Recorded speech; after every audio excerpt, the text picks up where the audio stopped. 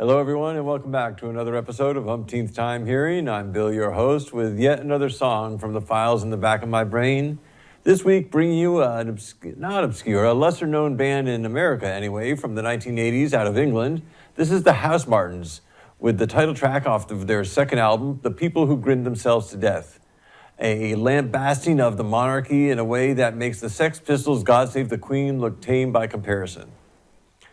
Now, the Housemartins are just a great band. They only had, as I said, 2 albums in England, but they had 6 top 20 hits, albeit their only number 1 hit, one of those 6, was a non-album single. But they had a number of other lesser hits, yet remained almost unknown in America outside of the college radio scene, which is, needless to say, where I discovered them during my senior years when I was working at the radio station. I don't think this is one that someone in particular had pointed out to me that I had any personal connection with. Just found it at the radio station, started digging for more albums, hoping to find a bunch after whichever one it was that I found first, and finding eventually, of course, that they only had 2 albums. And there's really 3 things that make the Housemartins a really great band, in my opinion. The first is their really unique sound, from the instrumentation, which is just fantastic across the board, to the really, again, unique vocals of lead singer Paul Heaton, really rich and soulful, and a voice unlike any that I've heard in any other from any other musician or in any other band. Then also, it's a really interesting blend in the lyrics of their songs of both socialism and Christianity.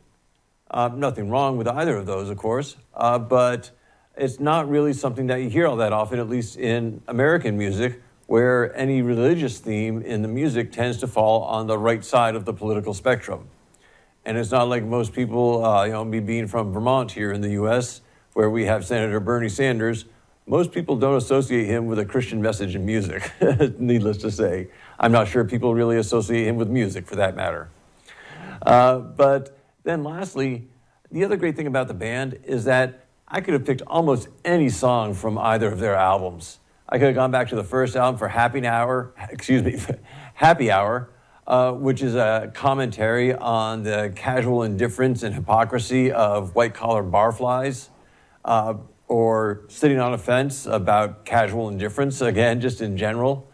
Or from the album where I've taken The People Who Grinned Themselves to Death, there's also Build, which is a commentary on capitalism.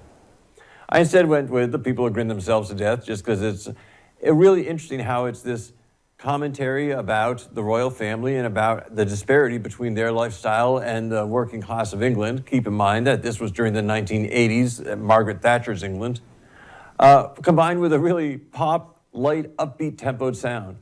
It's not really a mix that you would normally expect. So, without any further ado, I don't want to keep you from it. As always, you may need them if you're having a bit of a trouble with some of his lyrics, because I found myself having a little difficulty understanding what he was saying at first. As always, the lyrics are posted in the top pinned comment below.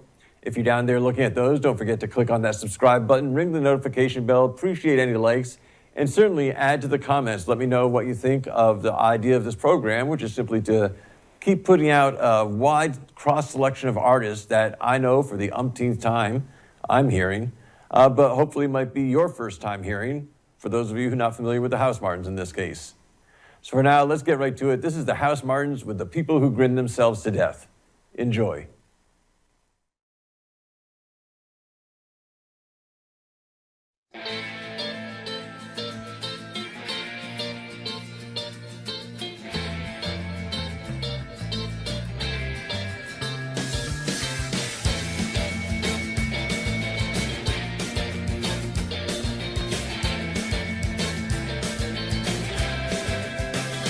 Small summer hush, where that flies.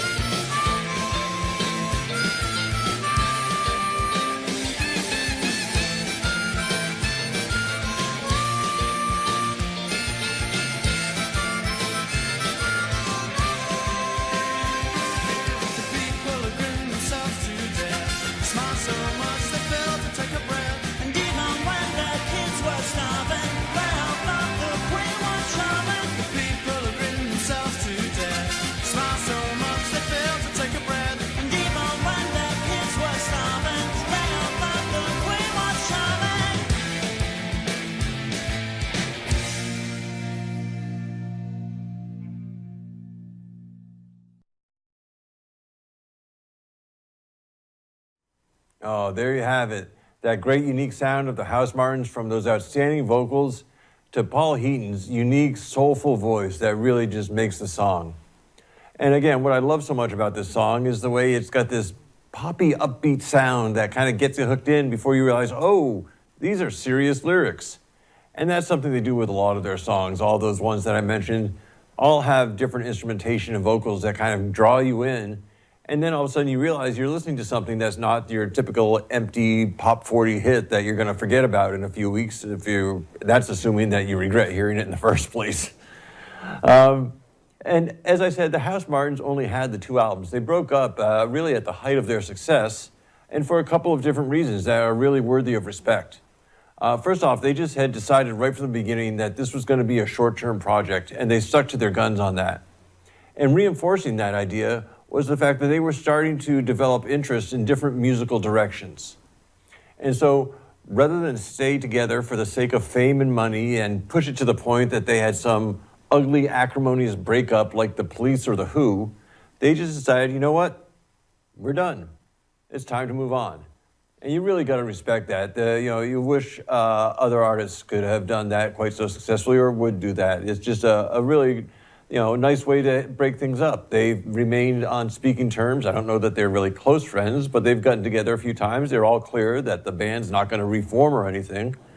But it's very different from some of the other artists, like the ones I've mentioned, where you get this nasty breakup, and they might reconcile, but you've got years of acrimony from the fact that they just pushed it beyond the point where they should have, unfortunately.